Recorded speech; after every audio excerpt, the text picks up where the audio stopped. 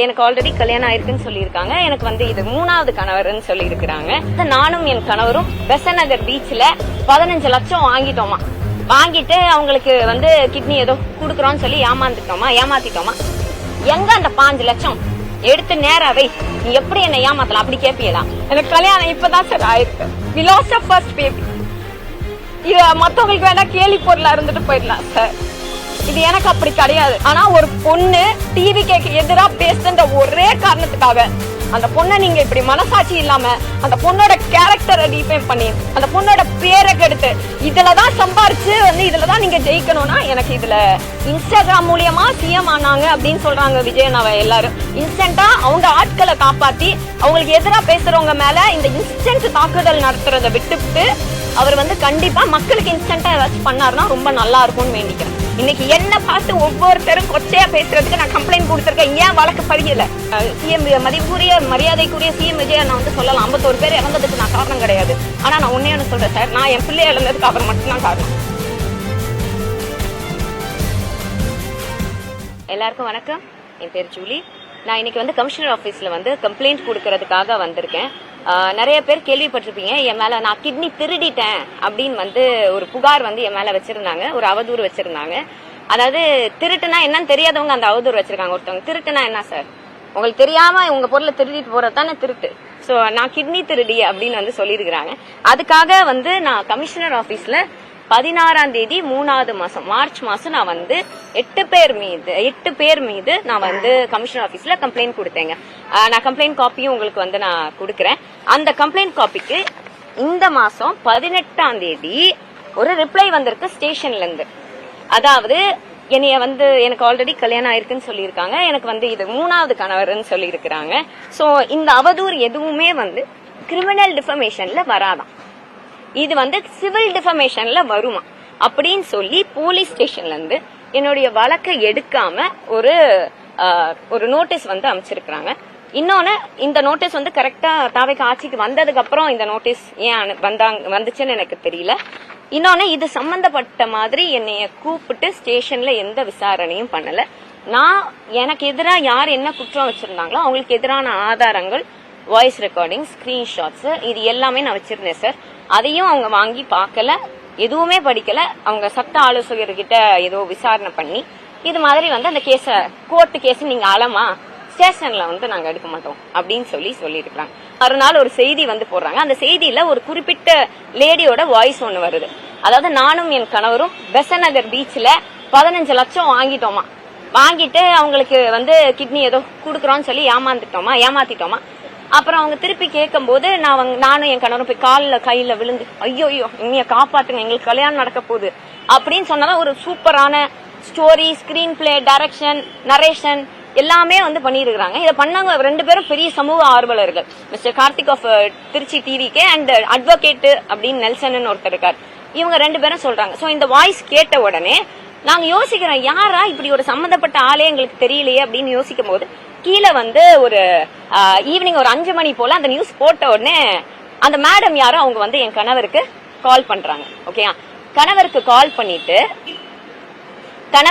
பண்ணிட்டு நீங்க 15 லட்சம் கொடுத்துட்டீங்க சார், என்கிட்ட நீங்க ஏமாந்துட்டீங்க, என்ன கேப்பீங்க போன் அடிச்சோன்னே. எங்க அந்த 5 லட்சம் எடுத்து நேராவே நீ எப்படி என்ன ஏமாத்தலாம் அப்படி கேப்பீங்களா? நல்லா இருக்கீங்களா, உங்க மனைவி ரொம்ப நல்லா பேசுறாங்க, பார்த்து பத்திரமா இருங்க அப்படின்னு வந்து இந்த லேடி வந்து சொல்றாங்க. நாங்க எல்லா கால்ஸையும் நாங்க ரெக்கார்ட் பண்ணோம். ஏன்னா என் மேல இப்ப வரைக்கும் 3 நாள்ல எனக்கு வந்து என்னை பாம்பு போட்டு கொன்றுவேன் அப்படின்லாம் மிரட்டல் வருது. ஓகேங்களா, சோ எல்லாத்தையும் ரெக்கார்ட் பண்ணதுக்கும் இவர் வந்து அந்த வாய்ஸ் ரெக்கார்டிங் அமைச்சு ஏமா இது 2 ஒன்னா இருக்கே அப்படின்னு கேக்குறாரு.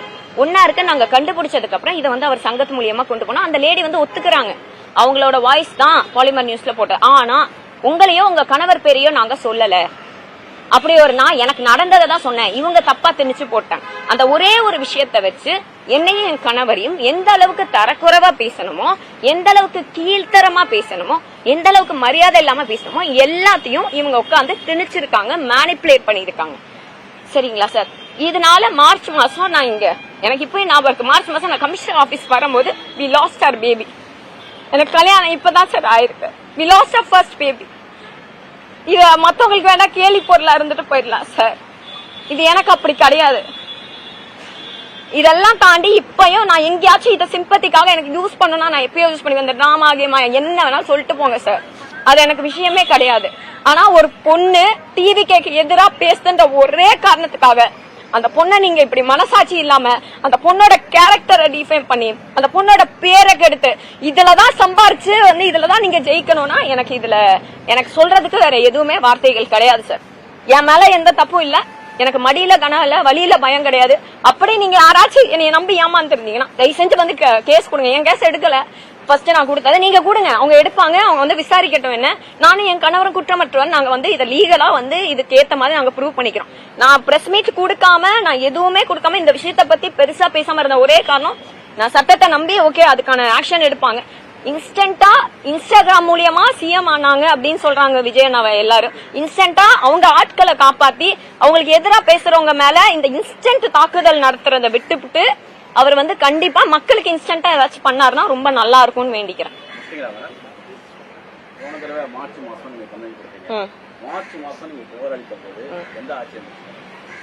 மார்ச் மாசம் நான் புகார் அளிக்கும் போது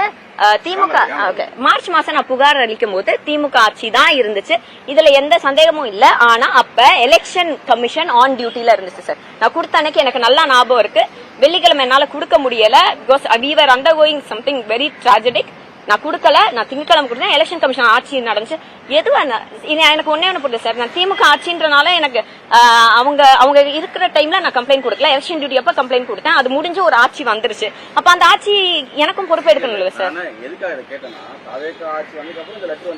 ஆமாங்க சார், திமுக ஆட்சியில எலெக்ஷன் கமிஷன் ஆட்சி. ஆமாங்க சார், ஆமாங்க சார், அவங்க இருந்தாங்க, விசாரணை பண்ணிருப்பாங்க. விசாரணை பண்ணிட்டு அதோட முடிவுதான் இவங்க வந்து 20 நாள் கூட ஆகல, 20 நாள் அவங்க இல்ல சார். இத வந்து நான் ஏன் சொல்றேன், இல்ல நீங்க சொல்றது கரெக்ட் சார். என் கணவர் இருக்கா அலைஞ்சாரு, இவர் போய் அண்ணா நகர் ஸ்டேஷன்ல எப்ப ஆட்சி வந்ததுக்கு வரதுக்கு முன்னாடிங்களா வந்ததுக்கு அப்புறம் வந்தாங்க ஞாயிற்றுக்கிழமை. அவங்க கூப்பிடல சார், நான் போய் கேட்டேன் ஞாயிற்றுக்கிழமை அண்ணா நகர் ஸ்டேஷன்ல. இது எங்க டிவிஷனுக்கு வரல, நீங்க வேணா கோயம்பேடுல கேளுங்க. கோயம்பேடுல கேட்டதுக்கு அவர் வந்து ஸ்டெப் எடுத்து இங்கே வரல, நீங்க வலசரவாக்கத்தை கேளுங்க. வலசரவாக்கத்தை கேட்கறதுக்குள்ள எங்களுக்கு வந்து இந்த நோட்டீஸ் வந்துச்சு வீட்டுக்கு போஸ்ட்ல வந்தோம்னா நம்ம நேரா திரும்பி அகைன் கம்ப்ளைண்ட் பண்ண வந்திருக்கோம். எனக்கு ஒரே ஒரு சந்தேகம் தான் சார். பொன்ராஜ் அவர்கள் வந்து ஒரு கருத்து வச்சாரு, ரொம்ப தவறான கருத்து. ஒரு பெண்கள் சமுதாயத்தை அப்படி பேசக்கூடாது. அவர் மேல இன்னைக்கு வழக்கு பதிஞ்சிருக்காங்க. இன்னைக்கு என்ன பார்த்து ஒவ்வொருத்தரும் கொச்சையா பேசுறதுக்கு நான் கம்ப்ளைண்ட் கொடுத்திருக்கேன். ஏன் வழக்கு பதியல? அப்ப அவங்க கட்சி ஆளுகளுக்கு ஒரு நியாயம், எங்களுக்கு ஒரு நியாயமா சார்? சார் நான் சொல்றேன், அவங்களோட திட்டங்கள் எதுவா இருந்தாலும் ஒரு பெண்ணுக்கு பாதுகாப்பு இல்லைன்னா அது கண்டிப்பா அது ஃபெயிலியர் தான் சார். அது எந்த பெண்ணா இருந்தா. நான் ஓட்டு போடல சார், ஆமா நான் ஓட்டு போடல, அதுக்காக என்ன இப்படி தாக்கணும்னு அவசியம் இல்லையே சார். சார் இன்னைக்கு வந்து அவர் சிஎம் மதிப்புக்குரிய மரியாதைக்குரிய சிஎம் விஜய் நான் வந்து சொல்லலாம் 51 பேர் இறந்ததுக்கு நான் காரணம் கிடையாது. ஆனா நான் ஒன்னே ஒண்ணு சொல்றேன் சார், நான் என் பிள்ளை இழந்ததுக்கு அவர் மட்டும்தான் காரணம். ஏன்னா ஸ்ட்ரைட்டா விஜய் அண்ணாவா சொன்னாருன்னு வந்து முட்டு கொடுக்க வருவாங்க. அவர் சொன்னாருன்னு சொல்லல. ஆனா இப்படி அவதூறாவும் இப்படி ஆபாசமும் பேசக்கூடிய இத்தனை ஆட்கள் இருக்காங்க, இத்தனை ஃபேக் ப்ரொஃபைல்ஸ். அவங்க கிட்ட ஒரு வார்த்தை பெண்கள் அப்படி பேசாதீங்கன்னு அவர் சொல்லியிருந்தா இன்னைக்கு நான் இதை இழந்திருக்க மாட்டேன் சார். இன்னைக்கு எனக்கு நடந்துருச்சு சார், நாங்க தாங்கிட்டு இவ்வளவு தூரம் வந்துட்டோம். இது நாளைக்கு உங்க பக்கத்து வீட்டுல நடக்கும், உங்க வீட்லயே நடக்கும். நீங்க எதிர்த்து பேசுனீங்க, இது நடக்கக்கூடிய எல்லா வாய்ப்பும் இருக்கு. ஜல்லிக்கட்டு போராட்டத்துல அதாவது இதுவரைக்கும் போன ஆட்சியில நிறைய பாலியல் வன்கொடுமை சம்பவம் நடந்திருக்கு. விளாத்திக்குள்ள சம்பவம் கூட. ஆமா சார், விளாத்திக்குளத்துக்கு இப்ப ரிசல்ட் வந்திருக்கு. அப்ப கூட மேடம் வந்துட்டு இது மாதிரி கடுமையெல்லாம் பேசணும் கிடையாது. ஜல்லிக்கட்டுன்னு ஒரு வார்த்தை பேசுறதுக்காக மேடம் ஃபர்ஸ்ட் பேச ஆரம்பிச்சீங்க. ஆமாங்க சார். அதுக்கப்புறம் தொடர்ந்து அவரை விமர்சிக்கிறீங்க, அவரை உரிமையில கூட நீங்க பேசிருக்கீங்க சார். ஒரு கூட்டத்துல இருங்க சொல்றேன். இல்ல சார் நான் முடிச்சுக்கிறேன் ஒரு செகண்ட். நான் எதுக்கு நான் கேட்கறேன் கேள்வியில அப்பெல்லாம் பேசாத நீங்க திடீர்னு பேசுறீங்க. நீங்க பேசுற மாதிரி தான் நிறைய பேர் பேசினே இருக்காங்க. ஓகேவா? அதே மாதிரி நீங்க சார்ந்த கட்சி, அதாவது அப்போதைக்கு நீங்க ஆதரவு அளித்த கட்சியில இருக்க கூட நிறைய பெண்கள் ஆபாசமா பேசியிருக்காங்க. அப்பெல்லாம் ஜூலி அவர்கள் இந்த மாதிரி நீங்க பேசவே இல்லை. இன்னைக்கு வந்து அடையாளம் தெரியாத நபர்கள் பேக் ஐடிஸ் யாரோ என் பேர் உங்க பேர்ல கூட நிறைய ஐடிஸ் கிரியேட் பண்ணி நீங்க பேசுறவங்க கூட பரப்பலாம். கரெக்டுங்களா? ஆமா சார். இதை கண்ட்ரோல் பண்றதுக்கு கண்காணிக்கிறதுக்கு போலீஸ் இருக்காங்க, பாத்துட்டு இருக்காங்க. அவருதான் காரணம். நீங்க எப்படி சொல்றீங்கன்னு தெரியும். Right sir. ஃபர்ஸ்ட் நீங்க நான் ஒருமையில பேசினேன்னு சொன்னீங்கல்ல, நான் ஒருமையில பேசினேன் அப்படின்னு சொல்றாங்க. நீங்க எல்லா வீடியோ நான் எந்த வீடியோ டிலீட் பண்ணல சார். பெரம்பூர்ல வானே பாத்துக்கலாம். என்ன உங்களுக்கு கேக்குதா? தெளிவா வானே பாத்துக்கலாம், வாடா பாத்துக்கலாம் நான் சொல்லல. வானங்கிறது உரிமைதான், வாங்கன்னா பாத்துக்கலாம் தான் கூறல். இது வானங்கிறது ஒருமை பன்மை. வாங்கனா வணக்கங்கனா ஒருமை பன்மைக்கு சொன்னீங்களா? அதுக்கு இல்லனா ஒருமைங்கிறது வா இருப்பா இருப்பா பன்மைங்கிறது வாருங்கள். சரினா வாடாக்கும் வானன்றதுக்கும் ஒரு மதிப்பு இல்ல, ஒரு மரியாதைக்குரிய விஷயம் இருக்கா? மரியாதையா பேசுனீங்கன்னா ஒருமை இல்ல அண்ணா என்ன கேட்டாரு?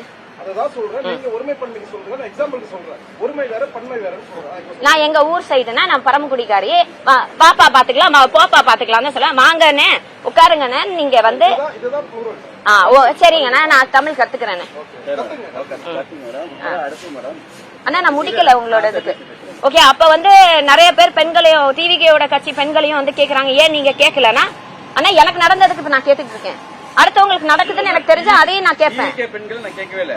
பொதுவா பொது தளத்திற்குரிய ஒரு செய்தியாளரோ ஓகேவா, யாராவது ஒருத்தவங்க ஒரு நெறியாளரோ திமுக சார்ந்த பேசியிருந்தாங்கனாக்கா அவங்கள பத்தி ஆபாசமாக அவங்க புகைப்படங்களை எடுத்து சமூக வலைத்தளத்துல பரப்பி தப்புண்ணே.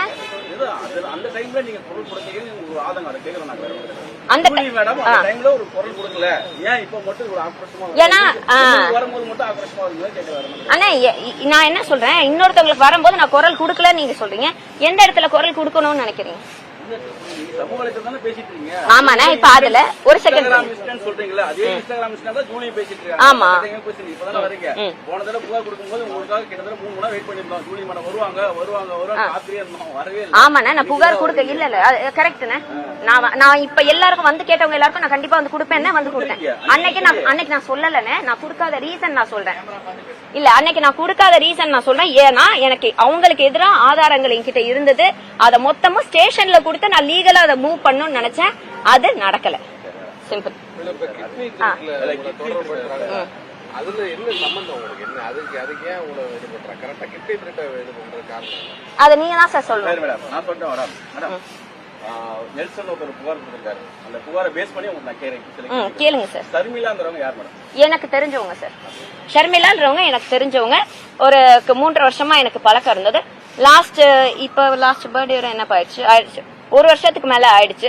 எங்களுக்கு அவங்க பேச்சுவார்த்தை இல்ல, இது பர்சனல் ரீசன்ஸ்னால பேச்சுவார்த்தை இல்ல. அந்த ஷர்மிளா தான் ஓகேங்களா உங்களை பத்தி பேசி நீங்க இந்த கிட்னி தொடர்பு இருக்கிற மாதிரி ஆடியோஸ் வெளில வந்துச்சு. ஃபர்ஸ்ட் ஆடியோ நீங்க சொல்லி முடிங்க கேக்குறேன். இருக்கிற போட்டோ எல்லாமே வந்துச்சு.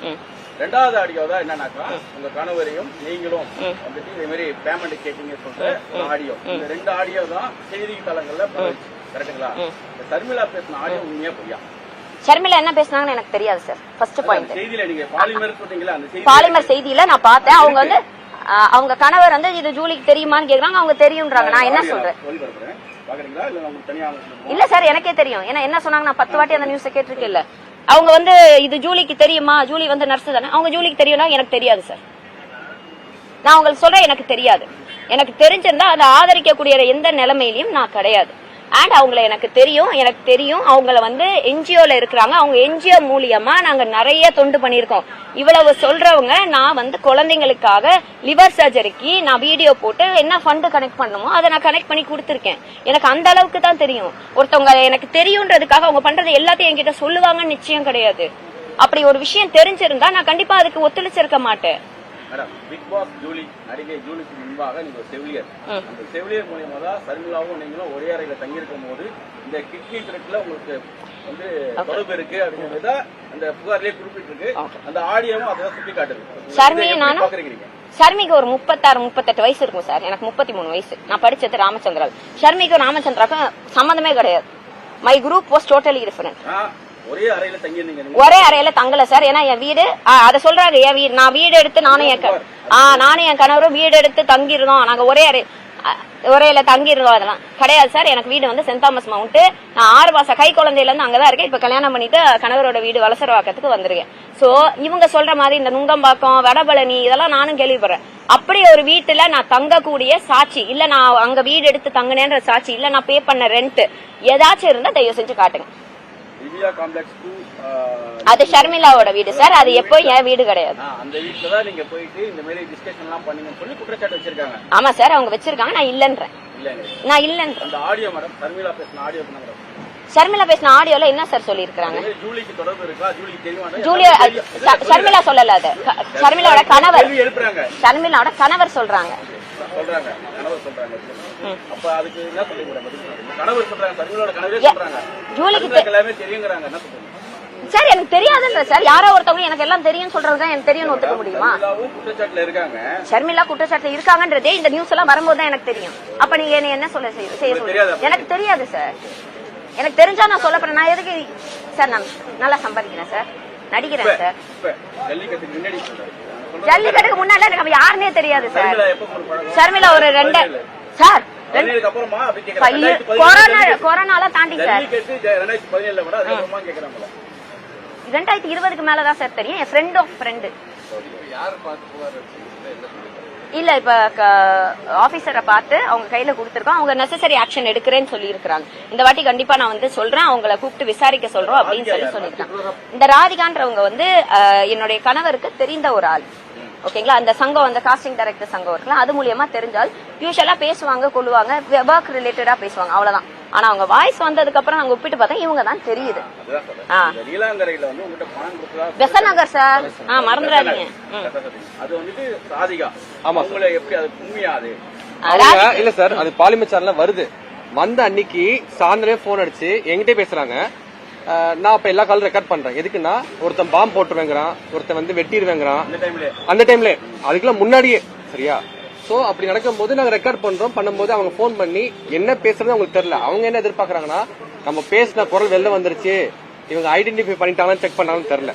பண்ணிட்டு ஏதோ பேசுறாங்க. பேசிட்டு நீங்க உங்க மனைவி நல்லா பாத்துக்கோங்க, நல்லா பேசுறாங்க, தைரியமா இருக்குன்னு சொல்லி வச்சுட்டாங்க. அதை நான் வந்து இவங்களுக்கு நைட் அனுப்புறேன். அனுப்பிச்சிட்டு இந்த மாதிரி 2 வாய்ஸும் ஒன்னா இருக்குன்னு சொல்றேன் நானு. அவங்க செக் பண்றாங்க. சரி ஓகே, ஸ்டேஷன்ல இருந்து கால் வரட்டும், வெயிட் பண்ணுவோங்கிறாங்க. வெயிட் பண்றோம் வரல. 18ஆம் தேதி இந்த 18ஆம் தேதி வந்து நோட்டீஸ் வருது நம்மளுக்கு ஸ்டேஷன்ல இருந்து, கோர்ட்ல பாத்துக்கோங்க. நான் என்ன பண்ணேன், அன்னைக்கே வந்து எங்க குரூப் சங்கத்துல கேக்குறேன், இந்த மாதிரி இந்த வாய்ஸும் ஒன்னான்னு பாருங்கன்னு சொல்லிட்டாங்க. அவங்க ராதிகா தானே. ராதிகா வாய்ஸ் அனுப்புறாங்க. என்ன அனுப்புறாங்கன்னா, முகமது சார், நான் எந்த இடத்துலயும் உங்க மனைவி பேரையும் இது உங்க ஒய்ஃப் பேரையும் என் பேரையும் யூஸ் பண்ணல. கிறிஸ்டல் கிளியரா வாய்ஸ் கேட்டுக்கோங்க. நான் மென்ஷன் பண்ணல. மத்தவங்க பேசினா அதுக்கு நான் பொறுப்பு கிடையாது. உங்களுக்கு ஏதாவது ஒண்ணா நீங்க டைரக்டா என்கிட்ட கேட்கலாம், எனக்கு போன் பண்ணலாம். இன்ன வரைக்கும் அவங்க போன் பண்ணல. இதுதான் லாஸ்ட். அவங்க தான் எனக்கு போன் பண்ணாங்க, நான் பண்ணல. குற்றச்சாட்டை பத்தி ஒரே செகண்ட் சார், இதுக்கு ஆன்சர் பண்ணிட்டுமா? குற்றச்சாட்டு வந்து நாங்க ஏன் கேட்கலன்னா எங்களுக்கு பயமா இருக்குது சார். ஏன்னா ஒவ்வொருத்தவங்களும் ரெக்கார்ட் பண்ணி என்னத்தை திணிக்கிறாங்கன்னு எங்களுக்கு தெரியல. நாங்க ஸ்ட்ரைட்டா லீகலா டீல் பண்ணோம் நினைச்சோம். நாங்க ஸ்டேஷன்ல வந்து அவங்க மேல கம்ப்ளைண்ட் கொடுத்துருக்கோம். ஏன்னா இத்தனை நாள் வந்து இந்த ஒரு ஸ்டோரி ஃபுல் பெசநகர் ஸ்டோரி யார் சொன்னானே எங்களுக்கு தெரியாம இருந்துச்சு. பாலிமர் நியூஸ் போட்டதுக்கு அப்புறம் எங்களுக்கு வந்து ஐடென்டிஃபை பண்ணவாச்சும் ஒரு வாய்ஸ் ஸ்ட்ரக்சர் கிடைச்சிச்சு. அதை வச்சு நாங்க ஐடென்டிஃபை பண்ணி இவங்க தான் கண்டுபிடிச்சிருக்கோம். இப்ப அவங்க விசாரிச்சு ஏன் அவங்க எங்க பேரை சொன்னாங்க, அவங்க என்ன சொல்றாங்கன்னா, அது மாதிரி ஒரு விஷயத்துல அவங்க ஏமாந்துட்டதா சொல்றாங்க. அந்த ஏமாந்தத என்னோட எக்ஸ்பீரியன்ஸை நான் ஷேர் பண்ண, உங்க பேரை நான் சொல்லல அப்படின்றது அவங்களுடைய கருத்து. இது என்னன்றது அவங்க தீவிரமா கேட்டதுன்னா, தனிப்பட்ட முறையில கால் பண்ணாங்கன்னா என்ன வேணா திரும்பி சித்தரிக்க முடியுங்கிறதுனால குரூப்ல போட்டு கேட்டது. அவங்களும் குரூப்ல ஆன்சர் பண்ணிட்டாங்க. அவங்களும் தனிப்பட்ட முறையில் ஆன்சர் பண்ணல, குரூப்ல ஆன்சர் பண்ணிட்டு அதே குரூப்ல சொல்றாங்க. என்ன சொல்றாங்கன்னா, நீங்க வந்து என்கிட்ட வந்து இது சம்பந்தப்பட்டு எந்த கேள்வினாலும் போன் பண்ணுங்க, அட்டன் பண்றேங்கிறாங்க. பண்ண விரும்பல, அதான் உண்மை. ஏன்னா பண்ணோம்னா என்ன வேணா திணிக்க வாய்ப்பு இருக்குது. நீங்க அங்கேயே பதில் சொல்லிக்கோங்க. சரி ஓகே, இங்க அண்ணா நீங்க சொல்லுங்க. ஆமாங்க,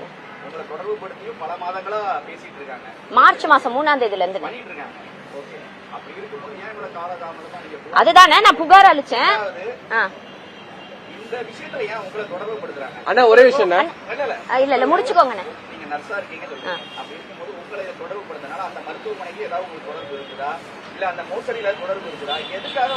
அண்ணா ஒரே விஷயம், இது நான் சொல்றேன். என்ன விஷயம்னா, ஜனவரி மாசம் கல்யாணம் பண்றோம். கல்யாணம் பண்ணது நீங்க பாத்திருப்பீங்க, நிறைய புகைப்படம் எல்லாம் வந்துச்சு, வீடியோ எல்லாம் வந்துச்சு. அப்பெல்லாம் இவங்க கிட்னி மோசடியில தெரிஞ்சவங்க, இவங்க தெரியாதவங்க விஜய் அண்ணனை பேசும்போது எப்படி தெரியுது இவங்க அப்பதான் வந்து கிட்னி மோசடி பண்ணான்னு தெரியுதா? ஏன் அதுக்கு முன்னாடி இவங்க வந்து கல்யாணம் பண்ணும்போது, நிச்சயதார்த்தம் பண்ணும்போது, போட்டோ போடும்போது, வீடியோ போடும்போது அப்ப யாருக்குமே தெரியல கிட்னில இவங்க சம்பந்தப்பட்டிருக்காங்கன்னு. கரெக்டா விஜயனை தாக்கி பேசும்போது என்ன சொல்றாங்கன்னா, அதுல கிட்னி பேசுறாங்க. அதுக்கப்புறம் ஒருத்தர் கால் பண்ணி என்ன மிரட்டுறாரு, அவரே மிரட்டுறாரு. அந்த காலம் இருக்குது என்கிட்ட, கமெண்ட்ஸ் ஆஃப் பண்ணுங்கிறாரு. சரியா? கார்த்திக் கமெண்ட்ஸ் ஆஃப் பண்ணி வைங்க, அக்காக்கு டேஞ்சருங்கிறாங்க. ஐடி விங்ல கொடுத்து அடிச்சு சொல்றாங்கிறாங்க. சரியா? இந்த ஆடியோ எல்லாம் இருக்குது. அதுக்கப்புறம் நம்மளுக்குலாம் ஒன்னும் பிரச்சனை இல்ல ப்ரோ, நான் ஜட்ஜை இன்ஃபுளுன்ஸ் பண்ணிடுவேங்கிறாரு. வைஷ்ணவியோட கேஸ்ல நான் ஜட்ஜ் இன்ஃபுளுன்ஸ் பண்ணி தான் வெளியே வந்து அவர் வாயால சொல்றாரு. உண்மையா போயா எனக்கு தெரியாது சார். ரெக்கார்ட் எல்லாத்தையும் உங்க எல்லாருக்கும் நான் கொடுக்குறேன், நீங்க கேட்டுக்கோங்க. நீங்க கேட்டுட்டு என்ன முடிவு எடுத்து எல்லாம் தொடர்ந்தது எப்பன்னா கரெக்டா இந்த ஜல்லிக்கட்டுங்கிற ஒரு விஷயத்த பேச ஆரம்பிச்சதுக்கு முன்னாடி தான் ஆரம்பிச்சு. அதுக்கு முன்னாடி கல்யாணம் ஆச்சு, என் பர்த்டே வீடியோ வந்துச்சு, எல்லாம் வந்துச்சு. அப்பெல்லாம் யாரு கண்ணுக்கும் தெரியல இவங்க கிட்னி மோஸ்ல ஈடுபட்டு இருக்காங்கன்னு. இவங்க வந்து கரெக்டா விஜய் சாரை தாக்கி பேசும்போது தான் ஞாபகம் வருது எல்லாத்துக்கும் கிட்னி மோசல்ல தலையிட்டு இருக்காங்கன்னு. இல்ல இன்னொன்னு கார்த்திக் வந்து என்ன சொல்றாருன்னா என் கணவரை வந்து தெரியலன்னு சொல்றாரு சார். ஒரு 3 வருஷமா என்கிட்ட பிக் பாஸ்க்கு சான்ஸ் கேட்டவர் தான் அவர். நான் தான் இவருக்கு இவர் நம்பரே கொடுத்தேன். நான் தான் ஜூலி நம்பரே அவர் கொடுத்தேன். ஆனா 2 பேத்தையுமே தெரியாதுங்கிறாரு. ஃபெலிக்ஸ் சேனல்ல உட்கார்ந்துகிட்டு அவர் கணவர் பேரு முகமது இக்ரீம் நினைக்கிறேன் அப்படிங்கிறாரு. ஆனா 30 வீடியோ வந்த அன்னைக்கு கூப்பிட்டு என்ன வார்ன் பண்றாரு, வீடியோ டெலீட் பண்ணுங்க, இல்லனா கமெண்ட்ஸ் ஆஃப் பண்ணுங்க, இல்லனா அடுத்த 2 வாரத்துக்கு நீங்க தான் டார்கெட். சார் எனக்கு அது இல்ல சார். என்னன்னா இந்த சர்மியோட நான் 2-3 போட்டோ எடுத்திருக்கேன், 4-5 போட்டோ எடுத்துக்கேன்றதை வச்சுட்டு அவங்களுக்கு தொடர்பு இருக்கான்னு ஃபர்ஸ்ட் எனக்கு தெரியாது. அப்படி தொடர்பு இருந்தா அவங்க கூட இருந்த காரணத்துக்காக ஏன் மேல பழி போறது கொஞ்சம் கூட ஏத்துக்க முடியாது சார். அப்படி சொல்ல போனா நான் நிறைய பேரோட போட்டோ எடுத்திருக்கேன், நிறைய பேரோட பழகிருக்கேன். பழகினவங்க எல்லாரும் பண்ற குற்றத்துக்கு நான் தான் பலியாடுன்னு சொல்ல முடியாது சார். இங்க கிட்னி வாங்குறதும் தப்பு, விக்கிறதும் தப்பு சார். சட்டப்படி குற்றம். இத பண்றவங்க குற்றவாளிகள் தான். ஆனா இங்க இவங்க 2 பேர் விக்டிம்ஸ். எப்படி இவங்க எல்லாம் விக்டிம்ஸ், எதுலயும் சம்பந்தப்படாத நானும் என் ஹஸ்பண்டும் குற்றவாளி. சூப்பரா இருக்குல்ல இதுல வீடியோ ஹெல்ப் பண்ணிருக்கீங்க கிட்னிக்காக, ஏதோ ஹெல்ப் பண்ணிருக்கீங்க. கிட்னிக்காக நான் இது வரைக்கும் எதுவும் ஹெல்ப் பண்ணது இல்ல சார். நான் வந்து லிவர் சர்ஜரிக்கு குழந்தைங்களுக்கு நான் வீடியோ போட்டு பைசா வாங்கி கொடுத்திருக்கேன். இது பிக் பாஸ் அல்டிமேட்லயே நான் சொல்லிருக்கேன் என்னோட பிரஸ் மீட்ல. உங்களுக்கு வேணும்னா நாங்க யூசுவலா என்ன பண்ணுவோம்னா வீடியோ போடுவோம், ஃபண்ட்ஸ் ஃபுல்லா கலெக்ட் பண்ணதுக்கு அப்புறம் அந்த வீடியோ ஆர்ச்சீவ் பண்ணி வைப்போம். என்கிட்ட அந்த ஆர்ச்சீவ் வீடியோ இருக்கு சார். சார் இது ஃபண்ட் கலெக்ஷன் சார், லீகல். நீங்க சொல்ற மாதிரி லீகலா பண்ணி ஹாஸ்பிட்டல்ல கொண்டு போய் அந்த செக்கப் அவங்க கையால கொடுத்து எல்லாமே இருக்குங்க சார். எனக்கு அதுதான் சார் தெரியல. கிடையாது சார்.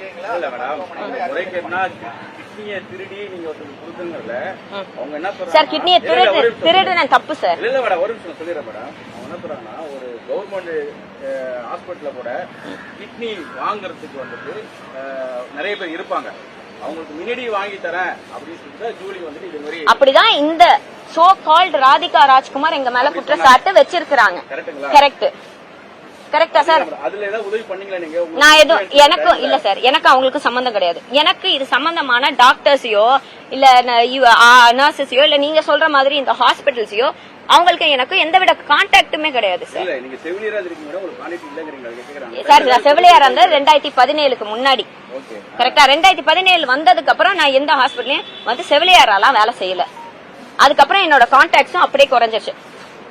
என்கிட்ட வந்து இப்ப வந்து ஒரு நல்ல கைனகாலஜிஸ்ட் சொல்லுங்கன்னா எனக்கு தெரிஞ்ச கைனகாலஜிஸ்ட் சொல்லுவேன். கார்டியாலஜிஸ்ட் சொல்லுங்களா, நான் கார்டியாலஜி டிபார்ட்மெண்ட்ல வேலை செஞ்சேன், நல்ல கார்டியாலஜிஸ்ட் சொல்லுவேன். நான் நர்ஸ்ன்ற ஒரே காரணத்துல நான் கிட்னி திருடுவேன்னு அர்த்தமா சார்? நான் யாருக்கும் யாரையும் ரெஃபர் பண்ணல சார். எனக்கு இந்த டிபார்ட்மெண்ட் சம்பந்தப்பட்ட ஆளுங்க யாரையுமே எனக்கு தெரியாது சார். ஆமா சித்ரா மேம் இப்ப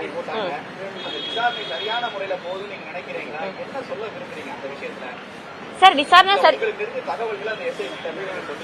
கண்டிப்பா சார். நான் இப்பயும் சொல்றேன், இன்வெஸ்டிகேஷன் எதுவா இருந்தாலும் அதுக்கு நானும் என் கணவரும் நாங்க ஒத்துழைக்க ரெடியா இருக்கோம்.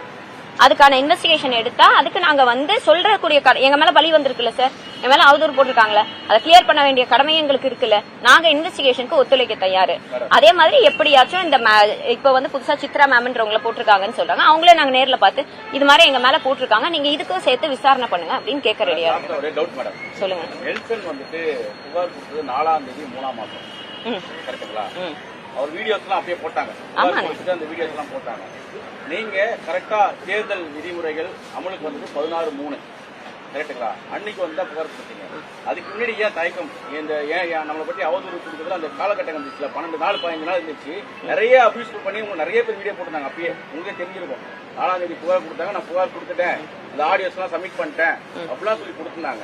அந்த டைம்ல ஏன் அது என்ன எதனால அந்த காலத்தாமம்? Right sir. இந்த நியூஸ் வந்தோடனே ஃபர்ஸ்ட் ஆஃப் ஆல் எனக்கு தலைகால் புரியல. ஏன்னா யாரை பத்தி சொல்றாங்க, என்ன சொல்றாங்க, இது உண்மையா, இது என்ன நடக்குது, ஃபர்ஸ்ட் ஆஃப் ஆல் அதை எங்களுக்கு ரியலைஸ் பண்ணவே ஒரு 2-3 days ஆயிடுச்சு சார். இது முடிஞ்சு ஒரு 4 நாள்ல ஐ ஹேட் மை மிஸ்கேரேஜ். நான் வெள்ளிக்கிழமை இங்க வரதா இருந்துச்சு. I had my miscarriage on Thursday. நான் வெள்ளிக்கிழமை வர முடியல. நான் திங்கட்கிழமை வரதுக்குள்ள ஞாயிற்றுக்கிழமை வந்து இது போட்டாங்க. அந்த 15 கரெக்டா, இப்ப நான் ஏன்னா நான் தேதி கரெக்டா சொன்னேன், ஞாயிற்றுக்கிழமை அது ஞாயிற்றுக்கிழமை போட்டாங்க. அப்ப நான் எல்லாம் ரெடி பண்ணி கையில வச்சிருந்த திங்கக்கிழமை வந்து கொடுப்போம், டிலே பண்ண வேணாம்னு வந்து கொடுப்போம் அப்படின்னு சொல்லி நான் கொடுத்துருக்கேன் சார். நீங்க அந்த பிரச்சனை ஆனதுக்கு அப்புறம் உங்க உடல் பாதிப்புக்கு அப்புறம் தான் வந்தீங்க. ஏன்னா அது வரைக்கும் இது சும்மா ஓகே பேசிட்டு போறேன் எப்பவும் போல அவதூறு. இன்னொன்னு எங்களுக்கு தலைகால புரியல, எங்க இருந்து ஆரம்பிக்கிறது, யாரு எங்க மேல சொல்லியிருக்காங்க, இவங்க எல்லாம் இப்ப அவங்க சோ கால்டு வாய்ஸ் ரெக்கார்டிங் இவங்க எல்லாம் யாருன்னு தெரியாதப்ப என்ன சார் பண்ண சொல்றீங்க? சொல்லுங்க சார். இந்த ஸ்ட்ரெஸ்ஸுக்கு எனக்கு ஏற்பட்ட ஒரே காரணம் என் கணவருக்கு அப்பயும் சொன்னாரு, என்னோட திருமணத்தப்பையும் வந்து நான் கிட்னி மோசடியில ஈடுபட்டிருக்கேன்னு யாருக்கும் தெரியாது. என்னைக்கு நான் விஜயண்ணனை பத்தி பேச ஆரம்பிச்சேனோ உடனே எல்லாரும் கேட்டா வந்து தாவேக்கா சப்போர்ட்டரு, அதனால வந்து என் மேல அவங்க வெளியே வந்து சொல்றாங்க அப்படின்னு சொல்றாங்க. எனக்கு என்ன புரியலன்னா, நான் அப்பெல்லாம் இல்லாம இப்ப திடீர்னு ஒரு விஷயம் வந்திருக்குது, திடீர்னு என் மேல ஒரு அவதூறு பரப்புறாங்க, திடீர்னு என் மேல வந்து நீ இருக்கிற ஒரு பெண் பிள்ளை என்னெல்லாம் பேசக்கூடாத எல்லாம் பேசுறாங்க. இதெல்லாம் பேசுறாங்கன்னு குட்டீஸுக்கெல்லாம் ஓட்டு போடுங்கன்னு கேட்கக்கூடிய மதிப்புக்குரிய மரியாதைக்குரிய சிஎம் விஜய் அண்ணா அவர்கள் பெண்களை பத்தி இப்படி இழிவா பேசுறது அவர் கண்ணில் படவே இல்லைன்னாலும் ஒரு வார்த்தை இப்படி என்னை விட்டுருங்க சார், எந்த பெண்ணையும் தாவேக்கா கட்சி சார்பில் நீங்க யாரும் பேசக்கூடாது அப்படின்னு ஒரு வார்த்தை சொல்லிடலாம். கிட்னி பிரச்சனை தனி பிரச்சனை நான் ஹேண்டில் பண்ணுங்க, அது ஒரு அவதூறு சார். நான் மொத்தமா உடஞ்சது எங்க தெரியுமா சார்? 3வது புருஷன். எதே கல்யாணம் நாங்க 6 வருஷம் காதலிச்சிருக்கோம் சார். இந்த கல்யாணத்துக்காக வெயிட் பண்ணி நாங்க அவ்வளவு தூரம் பெத்தவங்க ஏன்னா நான் பிறப்பாளி கிறிஸ்தவர், அவர் பிறப்பாளி இஸ்லாமியர். நாங்க உட்காந்து இந்த கல்யாணத்துக்காக அவ்வளவு ஒர்க் ஹார்ட் பண்ணிருக்கோம் சார். எங்க இருந்தோ வந்து ஈஸியா திமுக கிட்ட இருந்து நான் 30 லட்சம் வாங்கிட்டு கல்யாணம் பண்றேன்னு சொல்லிட்டு அவங்க போயிடலாம் சார், அது பிரச்சனை இல்ல. ஆனா என்னன்னு நான் முடிச்சுக்கிறேன் சார், என்னன்னு சொல்லனா 3வது புருஷன். அப்ப 2 கணவரை காட்டுங்க சார், நாங்க 2 பேரும் ஹேண்டில் பண்ணிப்போம். நீங்க எங்களை சுத்தி இருக்கவங்களை யோசிச்சிங்களா? எங்களை பெத்தவளை யோசிச்சிங்களா? எங்க ஃப்ரெண்ட்ஸை யோசிச்சிங்க, எங்க சொந்தக்காரங்களை யோசிச்சிங்களா? அவங்கள எப்படி சார் சமாளிப்பீங்க? அவங்கள எப்படி நீங்க சமாளிப்பீங்கன்னு சொல்லுங்களேன். அப்ப ஒரு நிமிஷம் இருங்க. அப்ப இத நான் அப்ப டிவிக்கு எதிர்த்து பேசினா அவங்க வந்து அடிப்பாங்க. அவங்க அடிக்கிறனாலதான் என் குழந்தை போச்சு சார், அந்த டிப்ரெஷன்ல தான் போச்சு, அந்த ஸ்ட்ரெஸ்ல தான் போச்சு. இதுக்கு வேற ஆன்சர் இல்ல சார். ஏன்னா அண்ணன் என்ன சொல்றாருன்னா, அதாவது 51 பேரை என் மேல கொலைப்பள்ளி போடுறீங்களான்னு அன்னைக்கு வந்து கேட்டாரு. 41 இப்ப அதுக்கப்புறம் இல்ல. நானே சொல்றேன், அது அவரு ஒரு கிளைம் பண்றாரு, நான் பண்ணல, அதுதான் அவர் சொல்றாரு, கொலைப்பள்ளியே என் மேல போடுறீங்களேன்னு சொல்றாரு இல்லன்னு. விஜய் அண்ணா வந்து இவ்வளவு பெரிய கொலைப்பள்ளியே என் மேல போடுறீங்களே அப்படின்றாரு. நான் என்ன சொல்றேன், அவங்கள பத்தி அவங்க பெத்தவ வந்து என் புள்ள வந்து விஜய் அண்ணனுக்காக இறந்து போச்சுன்னு அவங்களோட என்ன எண்ணங்களோ அது எனக்கு தெரியாது, அதுல எனக்கு சம்மந்தம் இல்லை. ஆனா நான் இழந்ததுக்கு காரணம் அவர் தான். இந்த ஒரு இழப்புக்கு முற்றிலும் காரணம் அவர் தான். சொல்லுங்க. ஒரு சின்ன புகார் ஒன்று கொடுத்தீங்க, என்ன புகார் உங்களுக்கு தெரியும்? அவர் கிடையாது. வேற எதுவும் கேள்விகள் இருக்கா? ஆனா இந்த நோட்டீஸ் இல்லன்னா, இது வந்து ஆல்ரெடி கொடுத்த கம்ப்ளைண்ட் வந்து எடுத்துக்க மாட்டோம்ட்டாங்க, கோர்ட்ல பாத்துக்கோன்னு சொல்லிட்டாங்க. சிவில் டிஃபமேஷன் ஆனா கிரிமினல் டிஃபமேஷன் இல்லையா, அதான் ரீசன் சொல்லியிருக்காங்க. வேற எதுவும் கேள்விகள் இருக்கானா? அப்ப இவர் கேட்ட கேள்விகள்லாம் நாங்க வந்து கூப்பிட சன் வச்சிட்டாங்க. அதே சும்மா ஒரு பிரச்சாரத்துல இருந்தாரு, இது சம்பந்தமான கிட்னி சம்பந்தமான கேள்விகள் கேட்டாரு. அவர் சொல்லக்கூடிய சூழ்நிலையில எல்லாம் நான் கூப்பிடுறேன்னு வச்சுட்டாரு. ஈவினிங் 4:30 மணிக்கு, காலையில 9 மணி போல வீடான்ல பெருசா நியூஸ் போடுறாங்க. அதாவது இது ஃபுல்லா சமூக ஆர்வலர் சொன்னதெல்லாம் கரெக்ட், நாங்க அவாய்ட் பண்ணிட்டோம். இந்த நியூஸ பார்த்த உடனே இவர் போன் அடிச்சு அவருக்கு வந்து கிட்டத்தட்ட ஒரு 15 நிமிஷம் 3/4 மணி நேரம் பேசி என்ன சொல்றாரு, இத ஃபுல் உங்ககிட்ட இப்ப சொன்னேன் இல்ல கார்த்திக் கதை எல்லாம், இது எல்லாத்தையும் சொன்னேன் சார். எல்லாத்தையும் என் கணவர் எல்லாத்தையும் கேட்டுட்டு ஒரு நிமிஷம் முடிச்சுட்டு எல்லாத்தையும் கேட்டுட்டு நான் கண்டிப்பா எடிட்டர் ஆபீஸ் கொண்டு போனேன்னு அவங்களே ஜட்ஜ் நீதிபதி எல்லாம் ஆயிட்டாங்க, நான் தான் குற்றவாளின்னு எழுதிட்டாங்க. எழுதிட்டு ஃபுல் எக்ஸ்பிளனேஷன் கொடுத்ததுக்கு அப்புறம் எடிட்டர் கிட்ட கொண்டு போறேன்னு சொல்லிட்டு எடிட்டர் கிட்ட கொண்டு போகல சார். அப்படி நான் சொன்னேன், இப்ப நான் ஒரு கருத்து வைக்கிறேன், நீங்க எல்லாரும் இந்த கருத்தை நியூஸா போடுவீங்கல்ல சார், இப்ப நான் ஒரு கருத்து வச்சா போடணும்ல சார், அதை போடல. அது எங்களுக்கு ஒரு பெரிய ஏமாற்றம். அதுக்கு மாற்றா என்ன பண்ணாரா, நேரா போய் அவங்கள்ட்ட கொடுத்திருக்காரு.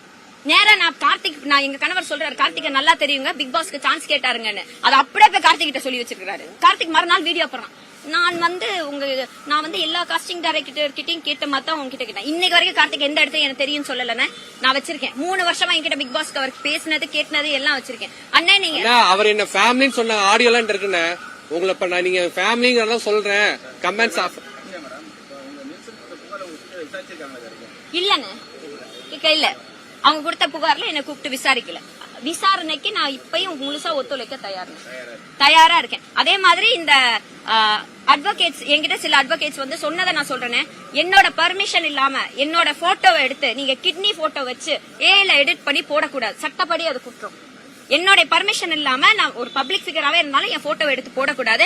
நீங்க அழகா உங்க லைக்ஸ் வியூஸ்க்காக போட்டோ எடுத்து கிட்னி படம் எல்லாம் போட்டு அட்வொகேட் தான் அவர் சூப்பரா வந்து கிரியேட் பண்ணி போட்டிருக்காரு. இது பண்ணக்கூடாது. ஏன்னா ஏல அடுத்த வாட்டி யாராச்சும் ஒருத்தவங்க கிட்னியோட ஒரு பெண் போட்டோ கொடுனா என் போட்டோவை கொடுக்கும் சார். என் போட்டோவை கொடுக்கும். குழந்தைங்க போட்டோ எல்லாம் பிளர் பண்ணாம போடுறாங்க. என்ன கார்த்திக்ன்றவரு எங்க கூட நீங்க சொன்னீங்களா எப்படி சர்மியை தெரியும். நாங்க எல்லாம் ஒரு அவங்க மூலமா தெரிஞ்சவங்க அண்ணன் தம்பின்னு ஒரு சும்மா ஒரு ஃபேமிலி மாதிரி தான் இருந்தோம். நான் இல்லைன்னு சொல்லல. அப்ப அந்த ஆளுகளோட குழந்தைங்க எல்லாம் இருக்கு. அந்த என் பர்த்டேக்கு வந்தப்ப எல்லாரையும் கூப்பிடுறோம். நம்ம அந்த குழந்தைங்களோட போட்டோ பிளர் பண்ணாம போட்டாரு சார். 2 வாரம் அந்த பிள்ளைங்க ஸ்கூலுக்கு போல. 2 வாரம் அந்த குழந்தைங்க ஸ்கூலுக்கு போல. நீ போடுற ஓகே உனக்கு என் மேல குற்றம் இருக்கா போடு. என்ன போடு என் கணவரை போடு. குழந்தைங்க போட்டோ ஏன் பிளர் பண்ணாம போடுறீங்க? ஏன் அவங்களுக்கு எல்லாம் ஃபியூச்சர் கிடையாதா சார்? ஒரு வாட்டி ஒரு சோசியல் மீடியால ஒரு விஷயம் வந்து அதை அழிக்கிறது எவ்வளவு கஷ்டம் உங்க எல்லாருக்கும் தெரியும் சார். நாளைக்கு அந்த பிள்ளைங்களோட வாழ்க்கையை எதிர்காலத்தையும் கேள்விக்குறியாக்கி வச்சிட்டு இருக்காங்க. ஆமா சார், கிரிமினல் டிஃபமேஷன் சூட் வந்து போடுறேன் சார். இதை லீகலாவும் நான் மூவ் பண்ண தயாரா இருக்கேன் சார். நன்றி சார்.